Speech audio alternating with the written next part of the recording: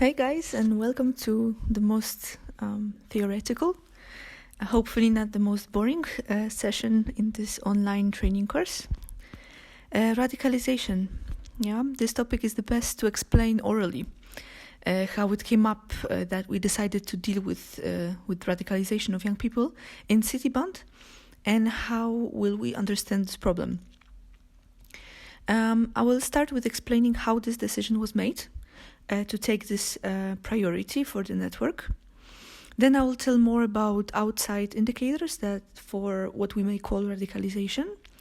How do we know that this is a problem at the moment? And then I will go deeper into the way we are going to understand radicalization and Cityband approach to that topic. And finally, we go to strategy that Cityband adopted, how Cityband will face radicalization topic through its youth exchanges. First of all, as you may know, the national coordinators of Cityband from each country met in January 2020. Well, they meet every year, analyze current trends in education, youth work, current hot topics, current social problems that arise. And this time, we met in Athens for youth policy seminar and annual networking meeting. We do that every year to pick a priority topic for Cityband Europe Network for each year. All Cityband youth exchanges have to include at least one session on this topic in the year of upcoming youth exchanges. So this topic will be tackled in 2020 during Cityband youth exchanges through adventure-based learning methodology, of course, and it has to be implemented in all youth exchanges. This is why we're talking about it. This is why we need to explore that topic, make a common understanding of it, and get some more insights on the topic. So, looking at past experiences, young people we work with, and current problems in our countries, we in the group of national coordinators, leaders, and there was an ex-participant as well, we decided that this topic, radicalization, is the one to take on agenda now. So here we are going to the topic number 2, outside indicators of radicalization. So what we see nowadays in almost all European countries may be the outcome of rising radicalization of societies triggered by various crises. Well, it is understandable that when crises are faced, we feel threatened or somebody is undermining the sense of security and stability. And there are answers in our brains, like human immunology, trying to explain reasons why it is happening, why the crisis is happening, trying to find ways to protect ourselves. This is the time when this ourselves has to be defined, creating this binary, us and them who are not part of the group that we should protect. Then we face deeper social conflicts based on political identification or ideological, cultural, religious affiliations, because perhaps those that have different answers to the crisis than us is not us, it's suddenly them. And this is causing polarization of societies based on many important issues or social problems. We tend to argue that solutions for inequalities or for example, will be to leave the EU, European Union, or opposite, strengthen integration. And suddenly we have only yes or no situations. What we see here nowadays is also that the language of public debate is hardening. We use stronger words to describe a known phenomenon. We use words like treason, barbaric, value deprived. Suddenly, being liberal or being conservatist, however, this doesn't mean the same anymore, is pejorative. It's positioning on a scale, good, bad. until we hear that being liberal means having no values, or being conservatist equals being fascist. No? And sometimes it can appear so when we use stronger and stronger words that describe the world we see, and suddenly it becomes more black and white. We tend to position ourselves, defining ourselves, and by defining, limiting what we are not. So by defining ourselves, we're defining them, and taking distance from so-called them. And this public discourse, of course, shapes political choices. We see many populist governments all around Europe serving easy answers to current crisis and feeding fears of people, making them legit. Yeah, it is okay to be anti-immigrant. Here you have a lot of valid reasons why immigration brings doom for hosting society. And those arguments are found, and we find ourselves arguing about things that we took for granted, defending in what we lightly followed. Now we are fierce defenders of it. This is how our opinions are becoming more radical. So how does it happen that people's attitudes are getting hardened? We're here going to the point number 3, understanding of radicalization. How it happens. There is one model that explains that. It's called Mogadam model. And it explains how those processes are triggered, how radicalization is being triggered on individual or a group level. This model can describe radicalization leading to terrorism and violence, but we may also consider here any hardening mindset situation. How does this work? The model divides different stages of radicalization in the metaphor of floors. The ground floor sets the condition for triggering the process. We see that in this model, those people are more vulnerable for radicalization, that see themselves as relatively deprived, relatively or objectively deprived, meaning they face injustice, they see their material or social status as unfair, they may be marginalized by dominant groups, be a sexual, religious, ethnic minority, be poor, or face some kind of blockade of life aspirations. This ground makes them more tend to have concrete, strong opinions, not rarely blaming concrete social groups for their status or the system, or tending to look for radical solutions. It doesn't have to be like that, no? This stage also may be permanent, like suspicious, eccentric uncles we all know from pop culture, living in a woods shelter and shooting cans with a gunshot. Yeah, kidding. This may be actually 99% of society, no? This 99% of non-privileged. Anyway, it's nothing extra, no? The ground floor refers to many people that actually or relatively face some kind of injustice. The first floor, so we're going up on the stairs. The first floor means taking an action, some steps undertaken to combat this unfair treatment. This can be establishing a political party, serving some solutions. This can be protesting and occupying public institutions. This can be NGO work. Yeah. Yes, this doesn't have to come together with anger or protest. The action undertaken to correct unfair treatment or injustice is something that we do. This is something that we do also in Citibound. For example, by supporting fewer opportunities young people to access European opportunities. We fight injustice, so to say. Many strategies to combat unfair treatment can be radical, and we see them as just and fair and legit. Chaining yourself to the trees, or walking on marches expressing your identity for people to see that you exist. Or more extreme, setting yourself on fire to protest. Those strategies may be more, less radical, and as long as they don't harm other people, they are within a legitimate scope of possible answers. And again, this state may be permanent.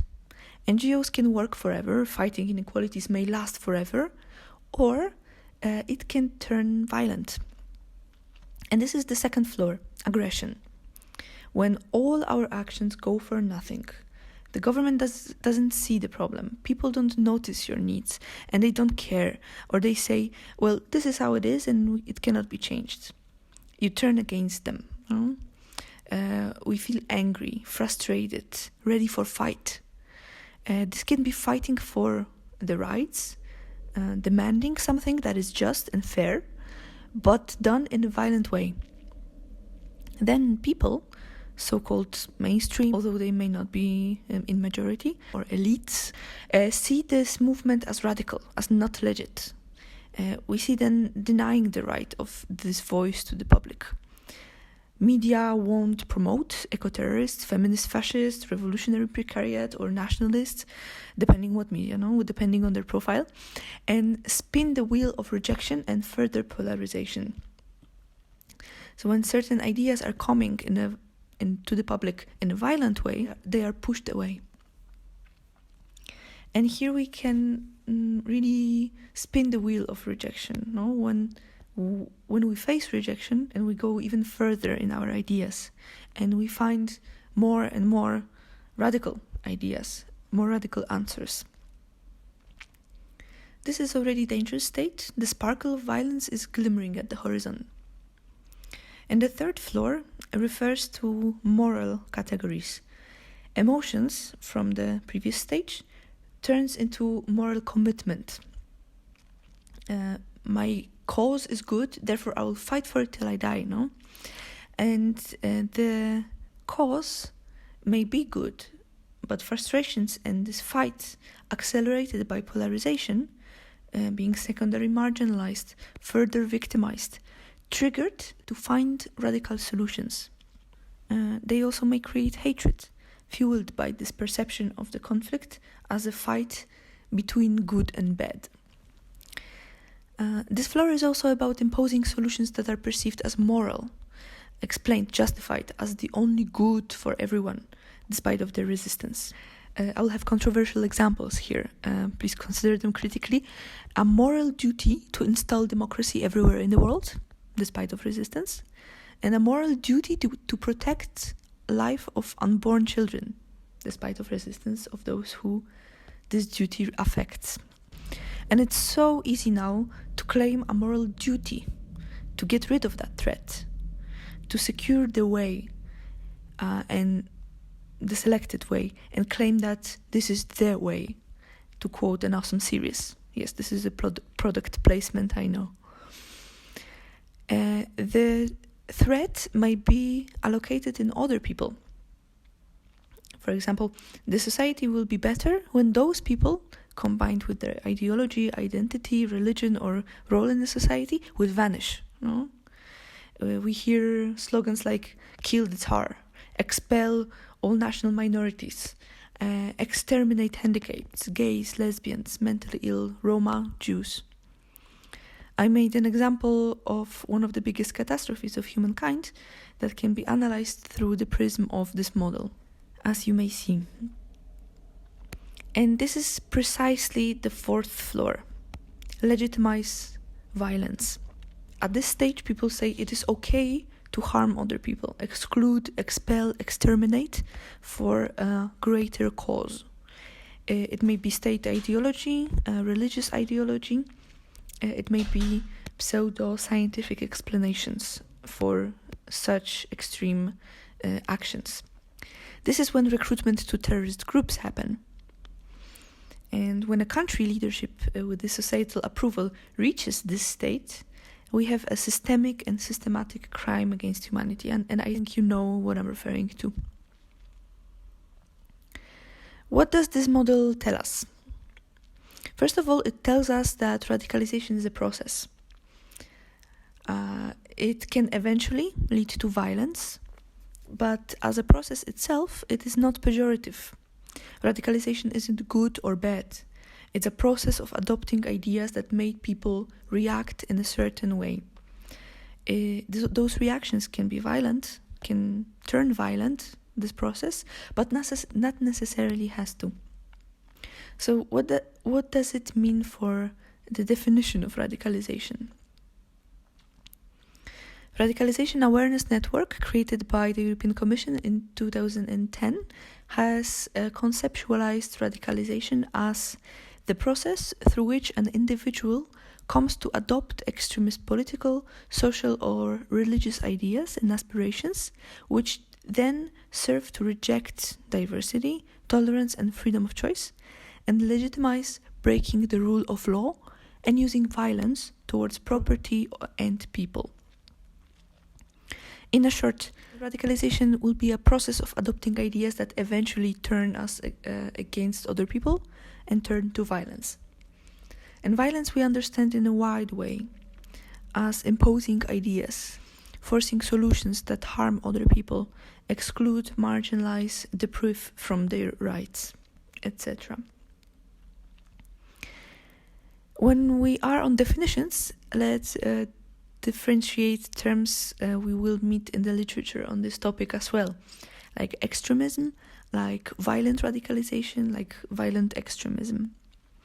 After Astrid Budichter, we will say that radicalism can be situated on the edges of democratic consensus, while extremism lies outside. Let's see this on a scheme.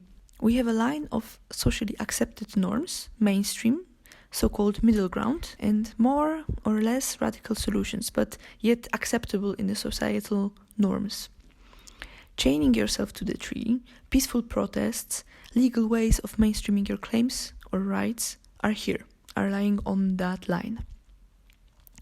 And here we reach the edge of the societal consensus. Extremist acts turn against this consensus.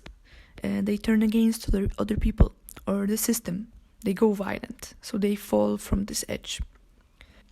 So this is how we can differentiate radicalization from extremism.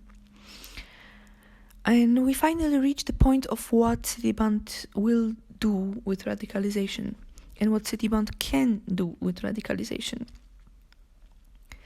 There are different ways of addressing radicalization topic, 4 strategies or 4 concepts that go with it. First of all, we have de-radicalization. De-radicalization on individual level and a group level. We try to turn back already radicalized mindsets.